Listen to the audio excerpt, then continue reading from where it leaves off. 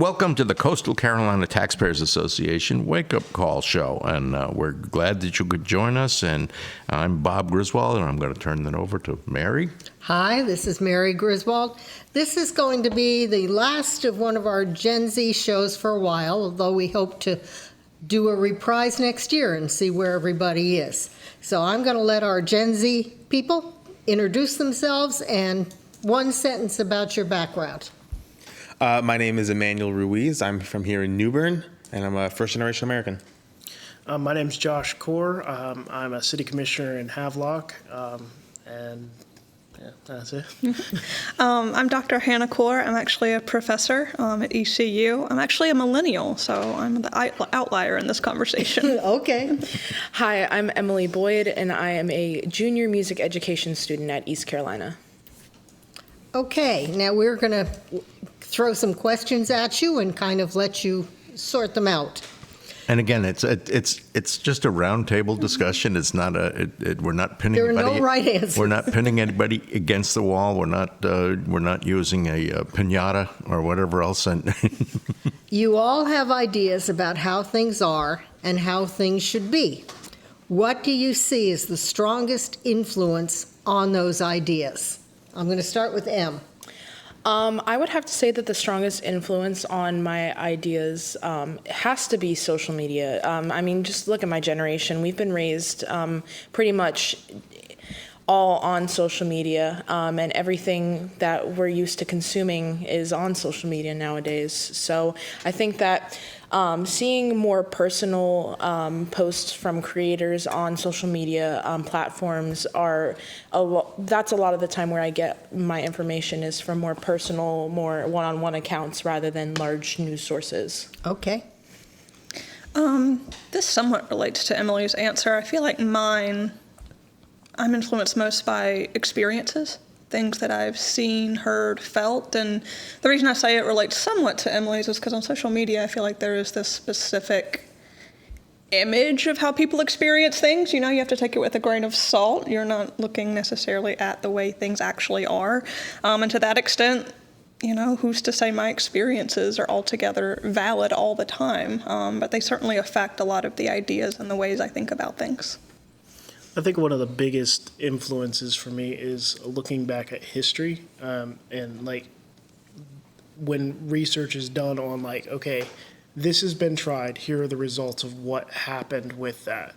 And so like a lot of the decision-making processes I have now, and it didn't used to be this way, but now it's based off of, well, what has been tried, and then trying to kind of work your way backward of like, okay, well, if these 5 things have already been tried, then, and they've all failed in one way or another, let's try something different. And that ends up putting me in an awkward position with both liberals and conservatives, because I usually poke holes in both sides of those theories because we both fail on both sides.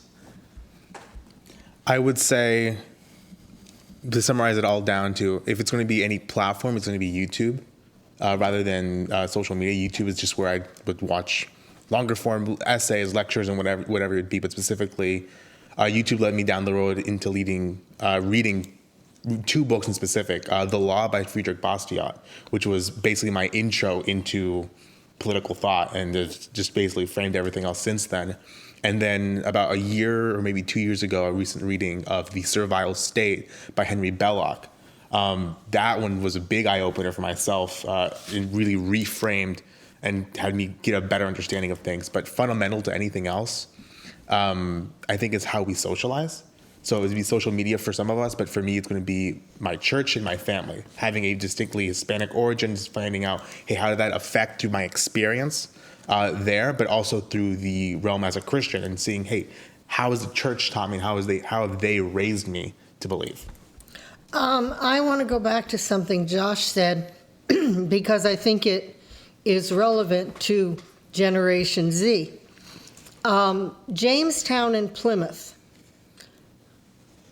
both had the same charter company, which required that they set up a communal living system where no one owned individual property. In both cases, they nearly starved to death until they switched it over to a free market system. just for the record, what we have not is free market, it's crony capitalism. But when the governor of Massachusetts swapped over from the communist system to you have your own patch of land and you can barter with your neighbors, it was amazing how much the crops increased. Let me ask all of you, did you learn that in school?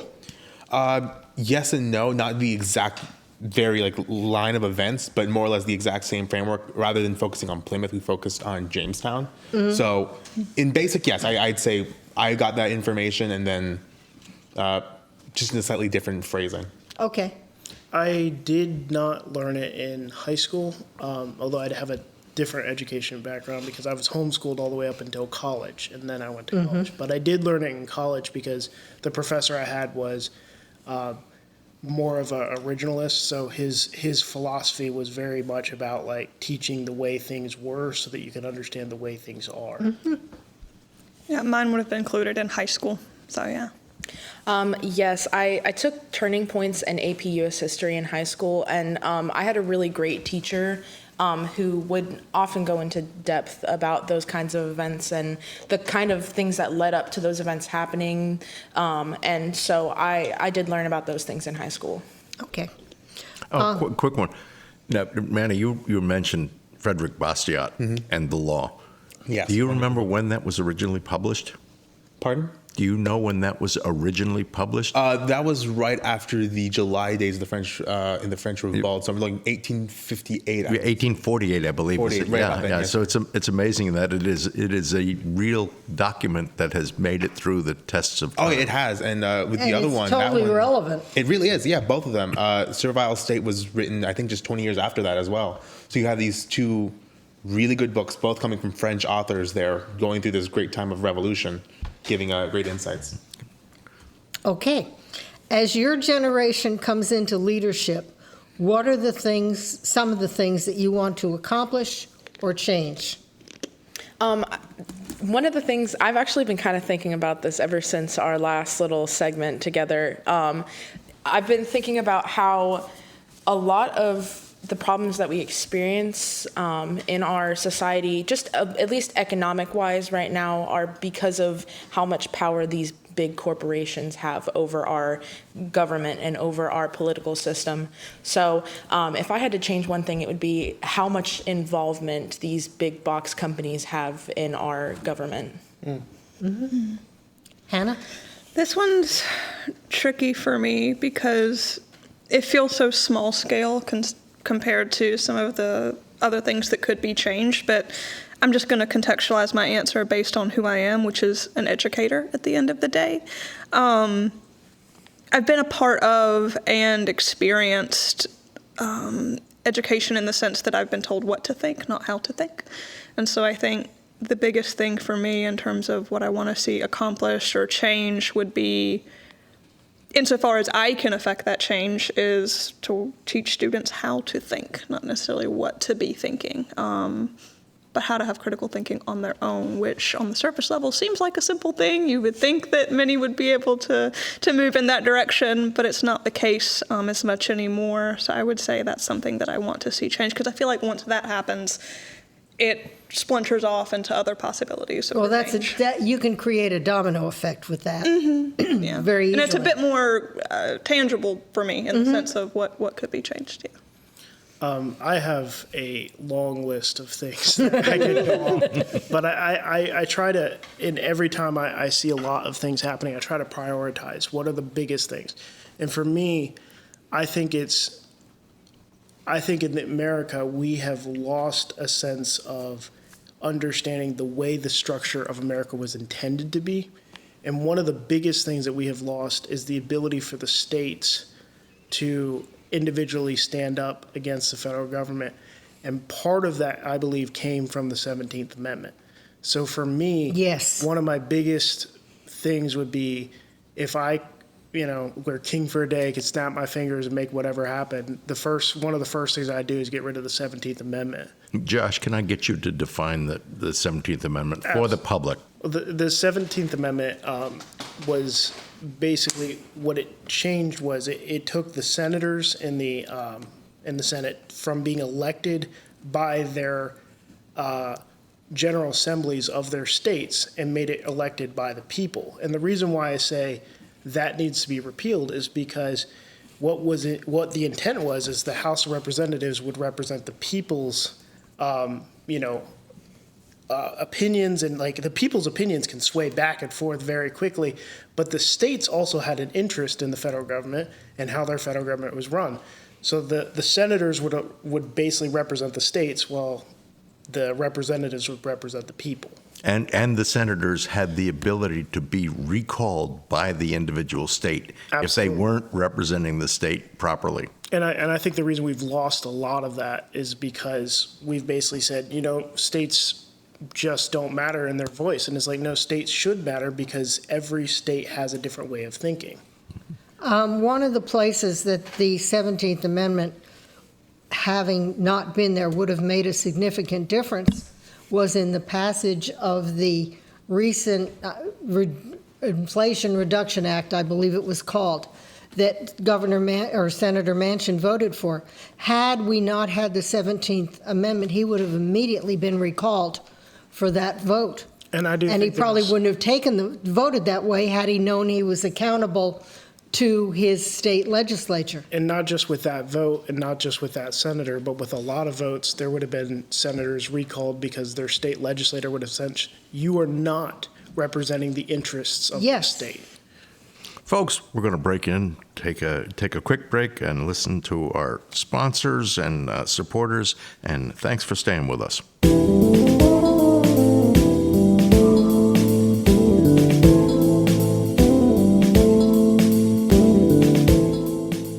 At Professional Auto Service, keeping vehicles in top form and running well isn't just their business, it's the passion of folks who work there. If bail and wire and duct tape is good enough, don't go near them. But if you take pride in your vehicle and reliability is important, go to 2215 Country Club Road in New Bern and let Professional Auto take care of your vehicle. You'll be pleased. That's Professional Auto Service, Country Club Road, New Bern. Moore's Old Time Barbecue is slow cooked and smoked over hickory in the tradition of the Moore's family for over 70 years.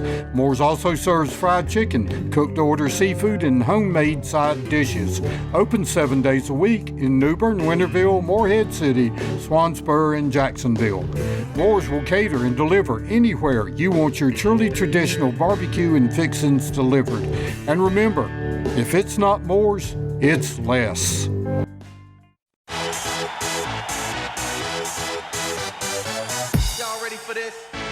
The County Compass is a rapidly growing, free weekly newspaper throughout eastern North Carolina. At the County Compass, we believe small business is the future of our great nation. Many small business owners have discovered that an ad in the County Compass each week is the most effective, the most affordable way to reach thousands of readers from all walks of life. At the County Compass, we focus entirely on local and regional news, coverage of important issues that directly affect your life. At the County Compass, we love our readers and we love our advertisers. This Thursday and every Thursday at more than 750 distribution points throughout eastern North Carolina, pick up your free copy of the County Compass newspaper. Since 1952, the North Carolina Fisheries Association has been working to ensure access for fishermen and consumers to enjoy fresh local seafood. The North Carolina Fisheries Association is for fair, science-based fisheries management for commercial and recreational fishermen. If you agree with this philosophy, become a member. For more information, log on to ncfish.org. For fresh North Carolina seafood, there's no better place than B&J Seafood, Highway 70 East in New Bern. For news, commentary, and a different perspective, check out rightwinggranny.com. Hey, Granny's got it going on. See for yourself. Go to rightwinggranny.com. Welcome back, and thanks for staying with us. I'm going to turn it over I'm going to go to Manny. I think, were you going to The answer this question? question was, what are some of the things you would like to accomplish or change? If I'm going to use the same example as Josh, like kink for a day, snap your fingers and it happens, I'd have to pick between 4 different things, but I'll narrow it down to like 2. Abortion has always been a top of mind subject for me. So if I could snap my fingers and make it completely abolished overnight, that would be fantastic. But other than that, if it's not a cultural thing, if it's like an economic issue, I'd say banking reform. Because like you said earlier, we don't live under capitalism. We live under corporatocracy. We live under rule by corporations and their influence. So if we could say, hey, we're going to give money back to the people and give solid money, gold standard money, and fractional reserve banking, give solid money back to the people, I think you're going to see a lot of the problems in the country get solved pretty quickly. I think that actually hits on something that is kind of what I was talking about before, which is when you try to isolate what is the problem with America, it's like, well, there's this and that and the other thing, and it just keeps going. But it is honestly true that if you really sit down and discuss it through with multiple people, you will eventually find that there are only a couple major issues that need to be tackled, and these are not the issues that our current representatives and senators are talking about. And they don't want to, because it would be Bad for their reelection. It would be death on a stick if they started to talk Now, about certain things. Manny, I want to come back to something you said. I am pro-life. I consider myself pro-life. However, there are some situations, such as a tubal pregnancy, where an abortion is necessary. That wouldn't actually be considered an abortion. That's considered a different procedure. So I would have no issue. Like, hey, there is a legitimate risk to the mother's life. That's no longer considered an abortion medically. It may have a very similar procedure, but it's technically categorized differently. Okay. So I have no issue with that. I'm not going to. I will say that a Jewish friend of mine, a conservative Jewish friend, once made the comment, because we had discussed abortion, and I said, well, you know, he was pro-life, and I said, well, okay, and I gave him the example I gave you, and he said, well, there's something in the Jewish tradition that says the mother has a right to defend herself, and if that pregnancy is a risk, a serious risk, a medical risk, not a trumped-up risk, to her, she has the right to defend herself. Yeah, absolutely. End it. There's a difference between a perceived risk and a legitimate risk. There's some states have started saying, hey, if this person would be emotionally affected by the birth of a child, then they now have the right to abort a child. I would say an ectopic pregnancy where there's legitimate physical risk to the mother, that's a legitimate reason for, hey, this is no longer a viable pregnancy, nor is this child even alive at this point. Yeah. There's a legitimate reason for a procedure like this. In the case of the emotion, no, this child still has rights, and it retains those rights, and it needs to be protected. I would like to see abortion go the way of smoking. Now, let me explain that, because I know that sounds a little weird. If you walked into any restaurant in the 1970s, there was a blue haze about 5 feet up, and there were ashtrays on every table. If you watch old movies, everybody in the movie is smoking. Every doctor recommended you. So what you had was a cultural change that slowed it down. I'm always a little surprised now when I see people smoke, because we know so much. And because culturally, smoking is not as acceptable as it was even 30 years ago. I would like to see abortion follow that same path. And that's more like, I'm not saying like tomorrow we're all going to snap our fingers and abortion is gone, but it's more likely to follow a very similar path to smoking, where it gradually kind of just falls out of the general consciousness as more people wake up to the reality. This is a child, it has rights, it is a human life, and it deserves the protection. And we saw an effect, I'm sorry to interrupt, but we saw the effect of Daniel Patrick Moynihan commenting on the Great Society, when the Great Society came in and said that in order for a household to get federal finances, the father couldn't live in the household. And he broke up, that act broke up the households in Harlem, in New York. Because if you economically incentivize people to be single mothers, or for fathers to just sleep around, then you will have a culture that will follow that, because there's an economic incentive to it. And number one, best thing you could do right now is bring fathers home. So let's bring our troops from overseas, let them be dads in their own homes. They don't need to be fighting wars abroad. Let's focus on ending the wars that are fighting internally. Let's bring back dads into every realm of possibility, into education. We need more male teachers. We need more male nurses and doctors. We need men to step up to the plate and take the position God gave them. Also, if you go back into history, into Harlem in the before 1960s, before the welfare programs were passed, 98% of those families were intact. I don't even know what that number is now. It's probably less than 20. I just want to go back to the abortion thing for a second, because I think conservatives tend to get on their high horse with abortion, and I agree. And like, I'm fully pro-life, and I will always stand for that. I've worked for multiple pro-life organizations in the past. But one thing that I always bring up to conservatives is, okay, we want to be pro-life. I think it's time that we start talking about the adoption system and the foster care system and how to reform it, because what is annoying to me is we say we want these kids to be born, but then we refuse to adopt systems to try to allow for basically to allow for those kids to actually have a space to go to. And to me, it's, how could you say, oh, well, their life is worth enough to inconvenience the mother's life and all these other things, to the extent that now we're going to take this child out and we're going to put them out in a world where they don't have any support groups, they don't have anywhere to go. And I'm not saying that life is not worth it. It is, but we should be the strongest advocates for And we should be supporting those mothers. We should be providing those mothers with the care they need, the financial assistance they need, and the things that they need to get their life together. Yeah, that is really, really great points there. I think a lot of the time people confuse being pro-birth with being pro-life. Being pro-birth is wanting these children to be born and then not wanting to take any responsibility after that.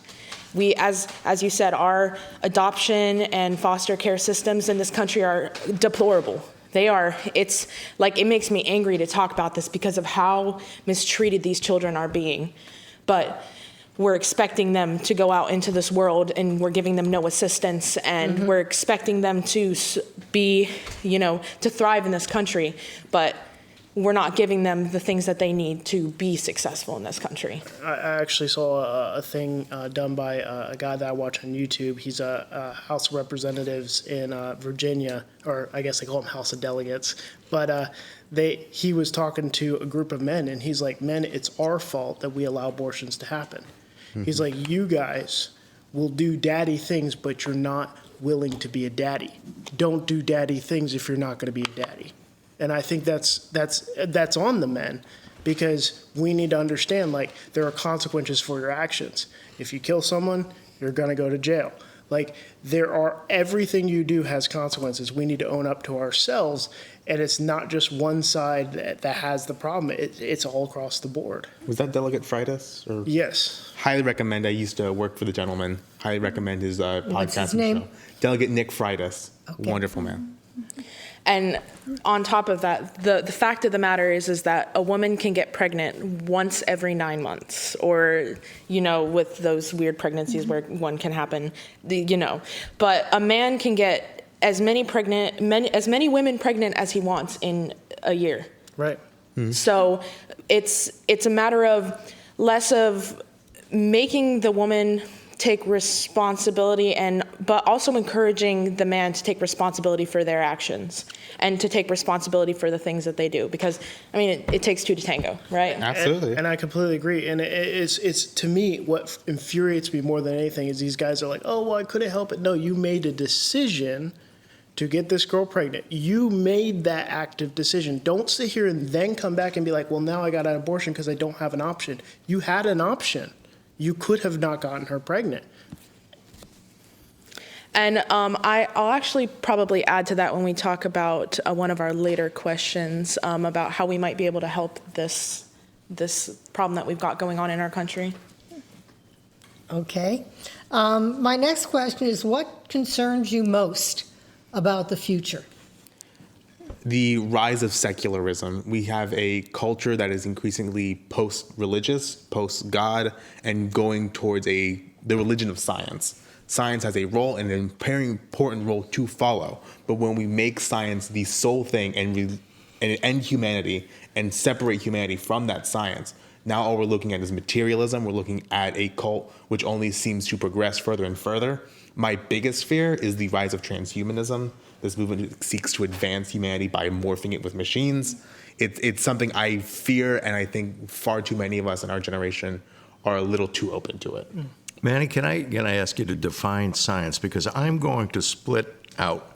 There is science and there is what's called democratic science.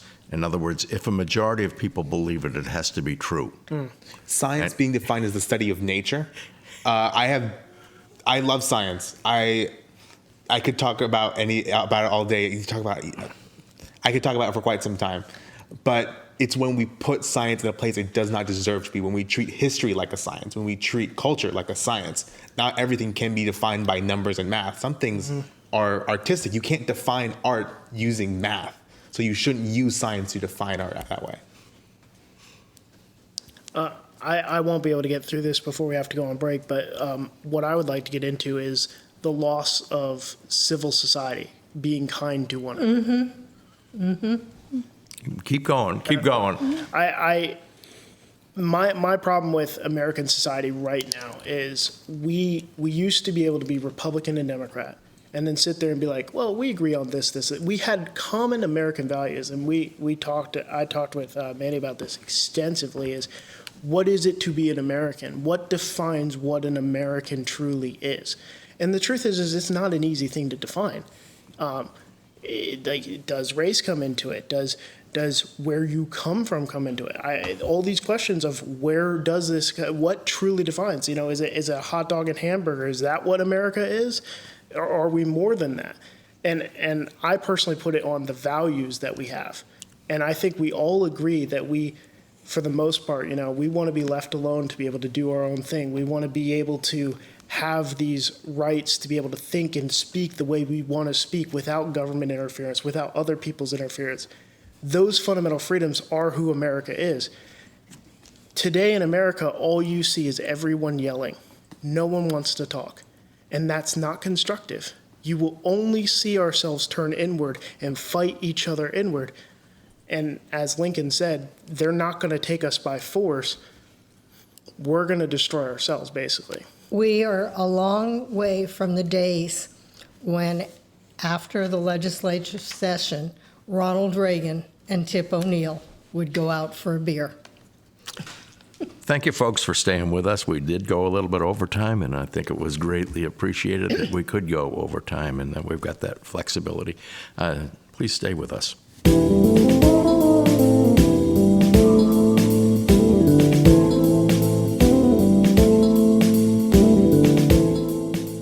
Torque Transmission and Automotive Repair is the transmission physician in the New Bern area. If you're experiencing transmission problems, call Charles Grover at 252-637-2399 or stop by the shop on 17 South in New Bern. Torque can install a new or reconditioned transmission, or they can rebuild your transmission if that's what you prefer. See Torque for a variety of minor automotive repairs like brakes, tune-ups, and water pump. You can count on Torque Transmission and Automotive Repair.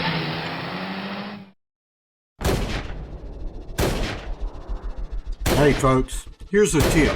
When you think firearms and ammo, think East 70 Palm. They've been on Highway 70 east of New Bern across from the fairgrounds for 31 years. Drew Preston and his staff know firearms. Gun sales have tripled in under a year, and women shooters are the fastest growing part of their business. Their great inventory, over 300 guns in stock, changes daily. And if you want something they don't have, they'll look for it. New and used, rifles, shotguns, and pistols. Buy, sell, or trade. And they also have many holsters, scopes, and other gun accessories. Every member of the staff is deeply knowledgeable, and every one of them is an excellent shooter. So don't just come for the inventory. Come for the thoughtful advice. East 70 Palm, your home for firearms, ammo, and answers. Highway 70 East New Bern, across from the fairgrounds. For news, commentary, and a different perspective, check out rightwinggranny.com. Hey, Granny's got it going on. See for yourself. Go to rightwinggranny.com. Moore's Old Time Barbecue is slow cooked and smoked over hickory in the tradition of the Moore's family for over 70 years. Moore's also serves fried chicken, cooked to order seafood, and homemade side dishes.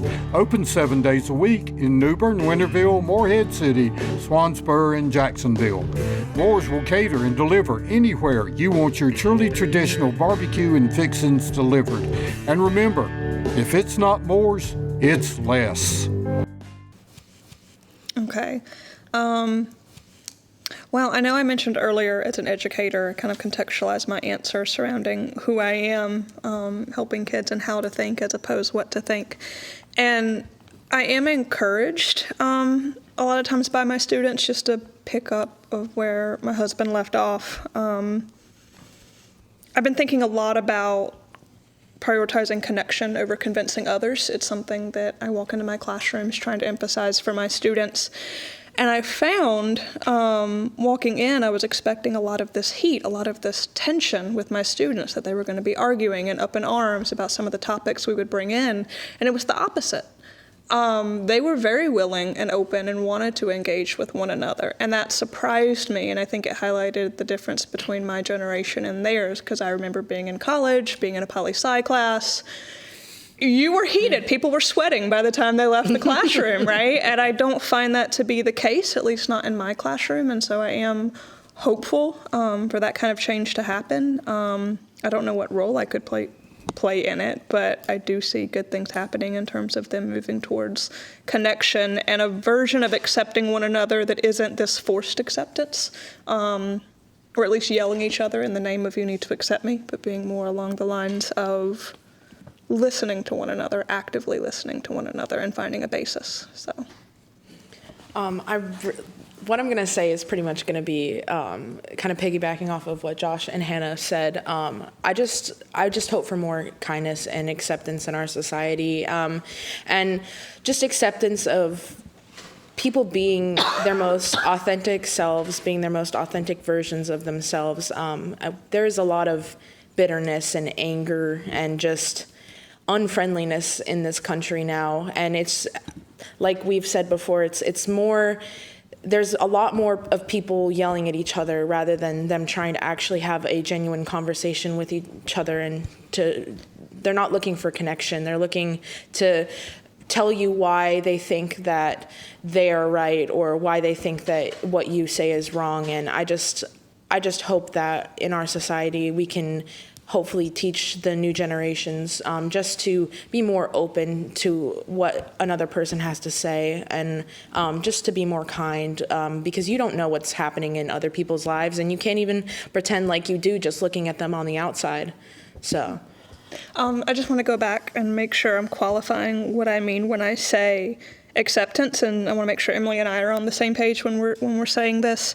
I don't mean acceptance in the sense that I agree with everything you're saying and everything you say you are or say you believe. Acceptance in the sense that I am willing to listen and engage with you, disagree with you, and we're both okay with that disagreement. Yes. I just wanted to make sure we were on the same page. Where do you think the conflict comes from? If I could speak to that, I think there are foreign actors involved with this that want to divide America.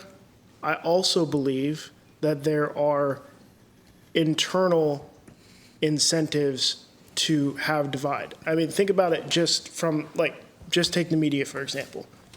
How do you keep people watching? Make them mad.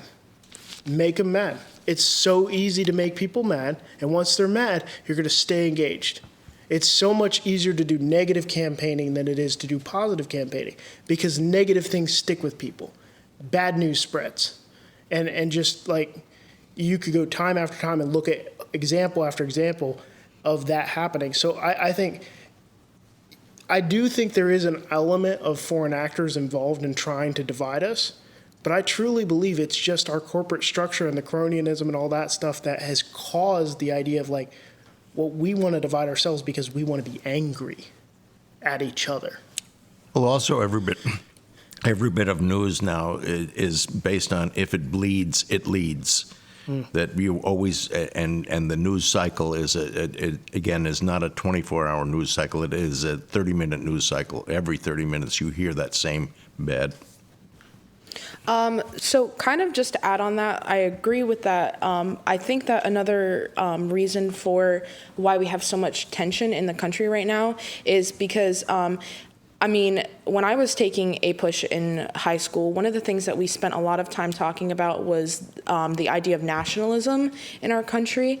And I think that a lot of the time people have their own kind of ideas and their own kind of views about how they are being nationalistic to our country, how they are being supportive of our country.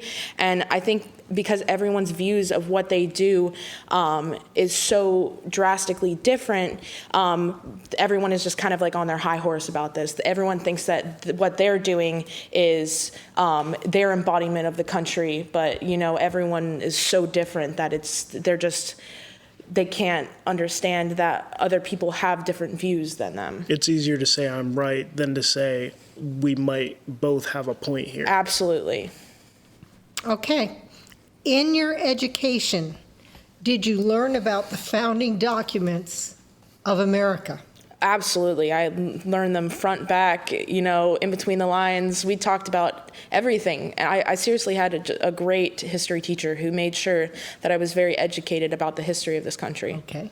My high school education was wonderful. I had a wonderful history teacher, Mr. Randall. It was brilliant, so we absolutely learned that. I will say it when I say it got lost, I mean, I learned a lot more in college, and in a way that knowledge got overridden by other things because I only have so much cognitive bandwidth, and so you can imagine it's overwhelming and immersive. And from what I understand, if not every curriculum, but a lot of curriculums at the university level, you have your general ed, your core classes, and that might involve 2 history classes and a poli-sci, but that was all I. Hannah, quick one on that. Again, going back to did history teach you how to think or what to think? Mr. Randall taught me what happened and then asked, what do you think about that? And then one of my favorites was when he was getting into more political science stuff, we actually did role play, and he actually gave us issues to talk about, which was really good. And overlapped a lot with Bible class where we had debate. So I appreciated that. I just wanted to clarify that my teacher taught me the past. He didn't teach me how to think. He just taught me what happened in the past. Mm-hmm. Okay. Yes, I had an extensive amount of. I've become kind of known in the circles I run in as like the constitutional guy, the guy that understands these documents. It's what I've saturated my entire self with. I have a whole bookshelf of just, you know, Plato's The Republic and all these older books of like what was not just what the founders were saying, but like what they were referencing when they were discussing these concepts. I would say, as compared to the average, mine was far and above incredibly deep into history. I had incredible history teachers. Our school principal, who I occasionally taught sometimes, was incredibly good at what he did there. But I think his main area when it came to that would have been morality, because a common thread you guys keep bringing up is, should they teach you what to think or how to think? And I think I'm going to be the odd one in the room, but I think they should teach you what to think. Because at a certain age, you are too young to start making up your own ideas. You have to be given the initial information. You need the foundation. You need the foundation. So like a computer can only work with the data it's provided. Mm-hmm. At a certain age, you need to be given that data and given like, hey, let me guide you through it. Now, once you get to the college level, at the level you're at, Hannah, it needs to switch, because now it's the time for debate. Now it's time for these other things. Upper high school is a great time for that as well. But when we're talking about the very foundations of it, we're talking like 4th grade history through lower high school. That's when we're talking like, hey, this is just, here's the data. Mm-hmm. Here's how our worldview, according to what school you went to. And if you don't mind me asking, what type of school did you guys go to? I just went to a public high school in Swansboro, North Carolina. Yeah. I want to answer that, and then I do want to respond. My high school was a private Christian school in Zebulon, North Carolina. Okay, likewise. I agree with the banking concept, just what is that information you know what I mean? Like, there can be certainly information data we're giving students, and we're banking that information, but So let's what is use that one content? example. Let's say we have a kid who says, hey, all drug use is good and moral and right. Mm-hmm. It would be good of the teacher to tell him, no, you are wrong, and here is why, and guide them through that. Okay. So it's saying it's correcting obviously incorrect statements or statements that would be incorrect in a Christian worldview. So if you have it in a Right. Christian school and you have a person who says, no, Satan was the good guy, Right. it would be good and moral and correct for that teacher to say, no, you are wrong, and guide you through it Okay. and get you to the right spot there. Gotcha. And as I said before, I was homeschooled all the way up to college. But what I can say it's kind of what my dad taught me. He always said, when you're younger, because I said so is a good enough reason. You don't need all the ins and outs. You know, when you tell a kid to stop running into the street, you don't have time to sit here and explain the ins and outs of how cars work. Like, it's not time to debate that. It's time to keep them from putting their finger in the electrical outlet. But when you get into, you know, now they're like 10 years old, 14 years old, 15 years old, it's time to start really having them understand this is the rule, this is why the rule exists. Mm-hmm. Absolutely. Okay, got one more. In your education process, what do you think should have been added or removed? I'm going to say a lot it's going to come from a Christian perspective fundamentally because that is who I am and that's what's going to shape a lot of my worldview, if not all of it. It's a lack of understanding of the fundamental doctrines of the faith. We were not taught until 11th and 12th grade, here's what it means to be a Christian, and here's what it means this. Here's the practical side of you. There was so much emphasis on everyday living that you forgot to teach us, here's what God is like. They forgot to teach us, here's what baptism means. Here's what these other fundamental beliefs mean. So we were doing all the actions but didn't understand the why behind it. We had done the work, we were doing the fellowshipping, we were doing that other stuff. And in a secular world, you still have that. You're taught you should act like this, but you're never taught, okay, what is the philosophical underpinnings of it? So I think a concentration starting as young, I've seen people do it as young as 8 months old. You start catechizing your children with, hey, what is God? God is the one triune God. So on. Starting at 8 months, as soon as they're able to speak, they're able to start making the confessions. Having an emphasis at that early of an age, start nurturing them in the Lord, start bringing them up at that point, you're not going to have this crazy nonsense you see at 12, 15, and so on and so forth. Okay, Josh? It's really a hard one for me to answer because when I look at education as a whole, like public education, I can easily point out, okay, here's what I would change with the public education system. But if you're asking me what I would change with my education, I don't know that there's really too much that I would have changed. If I were going to train my kid, I would train them very similar to the way I was trained because, like, I had access to materials, was taken to the library as a kid. Like, it was allowed to explore ideas, but also was told, hey, it's time to stop that or don't go there. So I'm not going to say my parents were perfect by any stretch of the imagination, but, like, at the same time, I think the way I was taught was pretty good, but I would like to eventually circle back to what I would change with the public education. Very good. I'm going to break in right now. We're going to take a quick break to hear from our sponsors and supporters again. We'll be right back.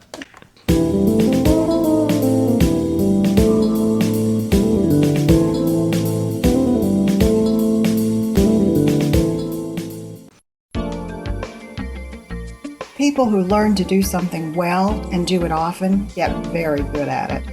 Dr. Jay Singleton and his staff spend a lot of time removing cataracts, and they are good at it. Dr. Singleton has been doing a high volume of these procedures for 15 years. Let's face it, once we turn 50, the chances are we'll soon need cataract surgery. Fortunately, the Singleton Vision Center is conveniently located at 3515 Trent Road in New Bern, and the state-of-the-art Singleton Surgery Center is bringing costs down for patients and participating insurance companies. For dedication, experience, and convenience, you can trust the Singleton team. Dr. Jay Singleton and the Singleton Vision Center is conveniently located at 3515 Trent Road in New Bern. Since 1952, the North Carolina Fisheries Association has been working to ensure access for fishermen and consumers to enjoy fresh local seafood. The North Carolina Fisheries Association is for fair, science-based fisheries management for commercial and recreational fishermen. If you agree with this philosophy, become a member. For more information, log on to ncfish.org. For fresh North Carolina seafood, there's no better place than B&J Seafood, Highway 70 East in New Bern. For news, commentary, and a different perspective, check out rightwinggranny.com. Hey, Granny's got it going on. See for yourself. Go to rightwinggranny.com. At Professional Auto Service, keeping vehicles in top form and running well isn't just their business, it's the passion of folks who work there. If baling wire and duct tape is good enough, don't go near them. But if you take pride in your vehicle and reliability is important, go to 2215 Country Club Road in New Bern and let Professional Auto take care of your vehicle. You'll be pleased. That's Professional Auto Service, Country Club Road, New Bern. Welcome back. Let's go. Hannah? What Manny was talking about really resonated with me, and it circles back to where I started, where my ideas are influenced by my experiences. That was very much my experience growing up, and certainly the creativity there was in my education, starting with my family and my early education teachers. And my faith was a big part, but looking back, I think there could have been room for growth in terms of explaining why, or really solidifying the pillars of my faith and why I believe the things I believe, because by the time I hit college, I was like an empty sponge. I just started soaking up everything around me, and you're so eager to learn, you're so eager with new experiences. I will say that the course of my education, I have a love-hate relationship with what I've learned. I do appreciate and do like that so much theory and different perspectives were added. I just feel like I never got the full perspectives. For example, at least the schools I went to in my experience, it was highly liberal, not very conservative at all, and I would have appreciated a more well-rounded approach to the things that I was learning about, because everything was entrenched in politics. The further up I got in my education, even something like writing and composition, it would have been better to have had those firm underpinnings to help guide me, because I was just like a ship with no anchor at that point. I didn't really have any kind of experience with my education being politically guided. I think that there are a lot of things that students can learn in public school that are beneficial to them, but I think that there are also a lot of things that we do in the public schools that are not beneficial to the children. And one of those things that I have a problem with is the fact that we teach so much about these subjects that isn't applicable to the future of the children. Yes. And specifically, one thing I hear a lot of people complain about is how much math we teach to the children. Like, I mean, up to a certain point, it's like what geometry or algebra 1 is where you really stop learning anything that is applicable to your life as an adult, unless you want to pursue some kind of math degree. I think that in place of those higher maths, we could start offering classes that will teach students more economic skills, like we talked about in our last session, how everyone is always saying that Gen Z doesn't know how to write letters, or they don't know how to address letters, they don't know how to write checks. We don't know how to do these things because we weren't taught these things. And I feel like adding these life skill classes back into school, like home economics, I know that was a class for a while, would actually be incredibly beneficial to these students going into their adult lives. I agree. And I would have to disagree, because I think home economics should not be a topic that should be taught in school, but rather at home. It's home economics. I think you should be taught calculus at a much younger level.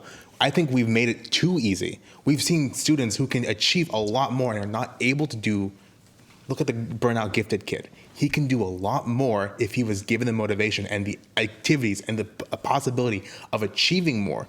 We could be at a new level of math if we had stopped we have something called grade inflation. We're so used to like, oh, well, that was too hard for this class, so we'll adjust it slightly for this class. Instead of trying to bring people up to a higher standard, education should bring people up, not trying to find where they're at. Let's bring them up from where they're at to a better place.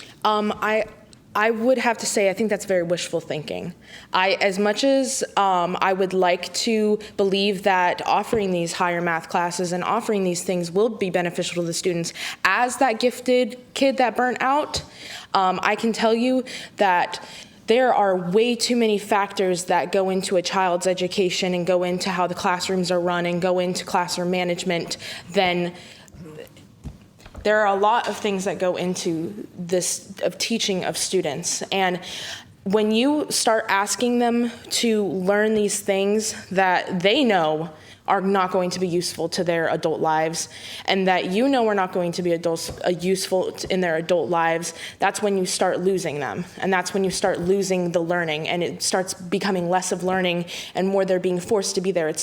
I'm not asking you to dumb it down to bring the kids up to that level. I'm asking the schools to teach things that will be more useful for these kids in their adult lives, so they go into the world better prepared to be adults rather than these empty sponges or these ships without an anchor. Agreed. And because of that, we've seen, I can give you an example of one great school in Utah, a couple here in I think Kingston, where the kids are able to speak Greek, Latin, very well done English, and have started to learn French at age 12. They're reading the classics at that age. And again, we talked earlier about bringing dads back into the community.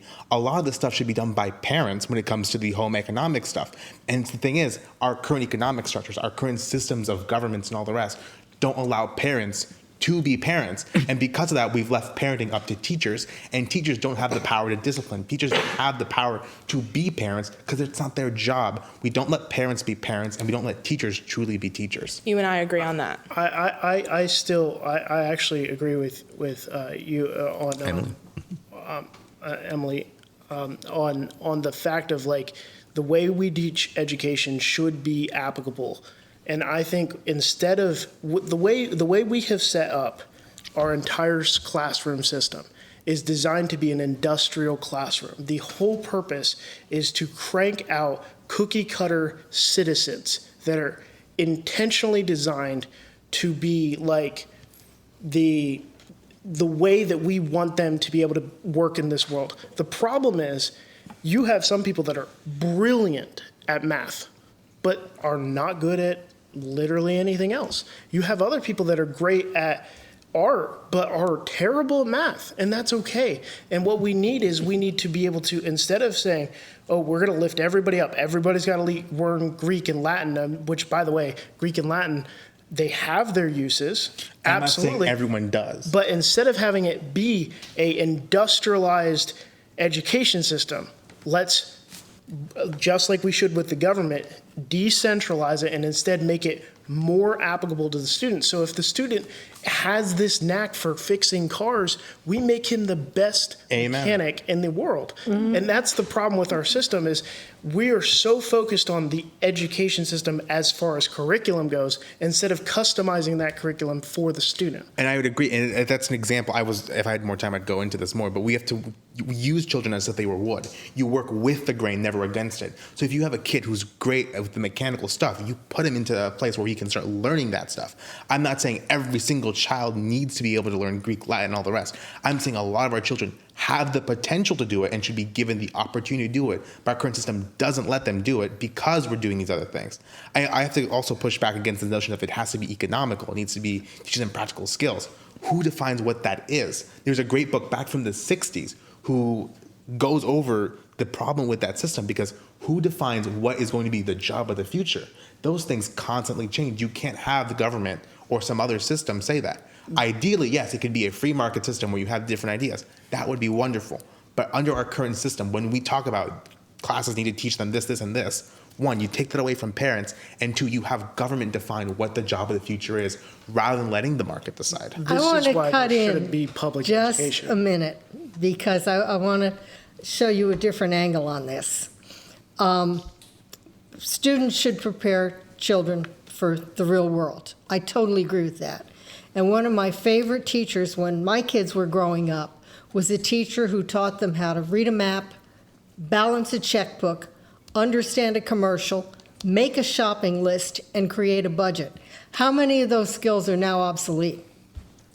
Yeah. And it's the thing, because we have a centralized system of education. That is the fundamental problem right there, the centralized system. But I mean, these skills, nobody uses maps anymore. Nobody balances the But that's checkbook. my- They do it all electronically. But that's my point, is that if you decentralize the system and make it so that it's not the federal government running it, not making it the same for everybody, but allowing the customization, you allow for the students to actually get that help they need. Absolutely. I want to just bring up an example about being a music teacher. So one of the things that we have in our education system right now is we have Common Core in place. And we have the centralized ideas basically of what you can teach in the classroom and what you're going to be tested on at the end of the year. Now, firstly, one of my favorite little kind of comparisons is you can't just ask a monkey and a fish to climb a tree and then grade them on that. Exactly. So one of the things about being a music teacher is that we are still expected to adhere to these Common Core,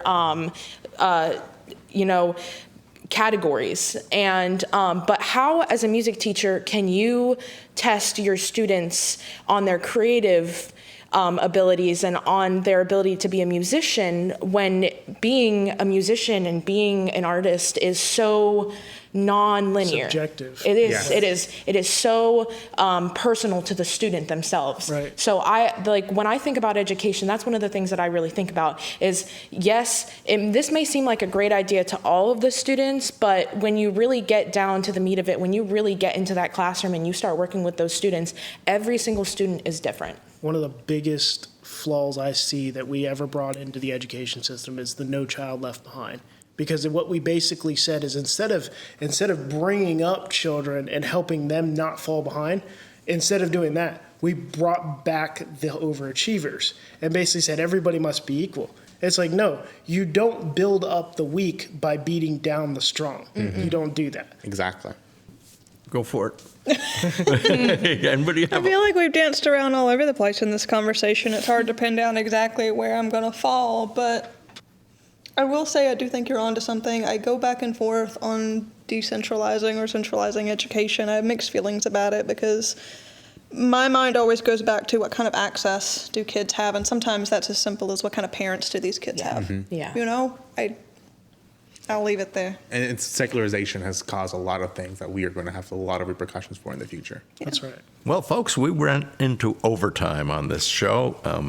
I will knock out one of our own ads and Thank give you us the very much, all of you, for being part of We this. appreciate your time. We really appreciated what you had to say. And again, listen to us again. CCTA Wake Up Call. Thank you.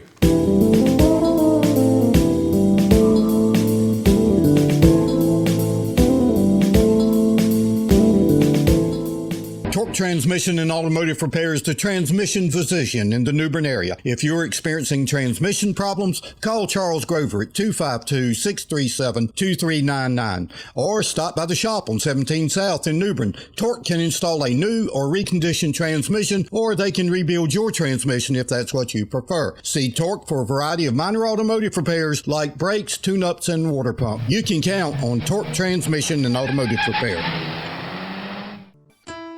For news, commentary, and a different perspective, check out rightwinggranny.com. Hey, Granny's got it going on. See for yourself. Go to rightwinggranny.com. The God and Country Christian Alliance has a simple mission, but it is a profound one. They want to inform and educate the public on issues of moral and political concern. They want to restore the Judeo-Christian values upon which this nation was founded to all levels of government. And they want to encourage and activate pro-family voters. Simple, but not easy. The God and Country Christian Alliance meets the third Monday of every month at Moore's Barbecue on MLK in New Bern. Meetings begin promptly at 7 p.m. and end by 8:30. To enjoy dinner with the group before the meeting, arrive between 6 and 6:30. Both the food and the company are good. Meetings include speakers and discussion, and their annual banquets are legendary. Join them on the third Monday of each month for a refreshingly candid view of the world and our place in it.